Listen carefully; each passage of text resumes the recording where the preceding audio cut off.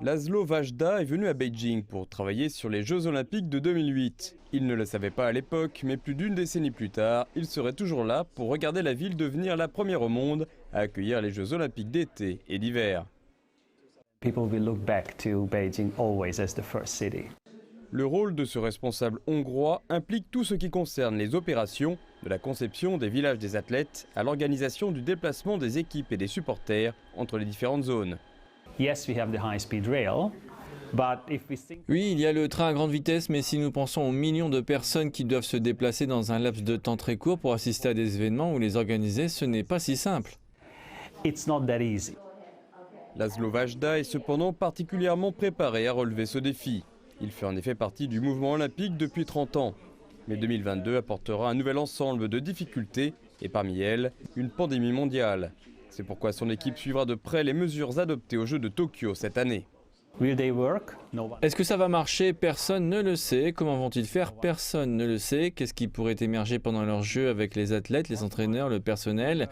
Les spectateurs, y en aura-t-il ou non? Peut-être la moitié du stade, peut-être 30%. Il y a encore beaucoup de choses en suspens. L'équipe d'organisation réfléchit également à la manière d'accueillir les voyageurs internationaux. Vaccination, test, deuxième test, troisième test. Devons-nous reconnaître ces tests? Avons-nous besoin de faire des tests ici? Que se passerait-il si les visiteurs étaient infectés pendant leur séjour ici? Que se passerait-il avec leur assurance maladie et les soins de santé de ces personnes? Donc la participation des étrangers, pas seulement celle des athlètes, est un autre élément auquel nous réfléchissons beaucoup. Et enfin, il y a la barre que Beijing avait atteinte il y a 13 ans.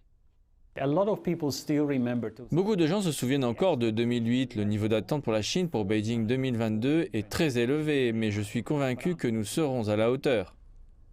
Nous avons profité de cette interview pour lui demander s'il y avait un événement ou un lieu pour lequel il espérait obtenir des billets pour l'année prochaine. Je ne devrais pas dire cela publiquement, mais je ferai de mon mieux pour me faufiler. Je suis un grand fan de hockey sur glace, donc j'étais très heureux de voir Wukesong rouvrir.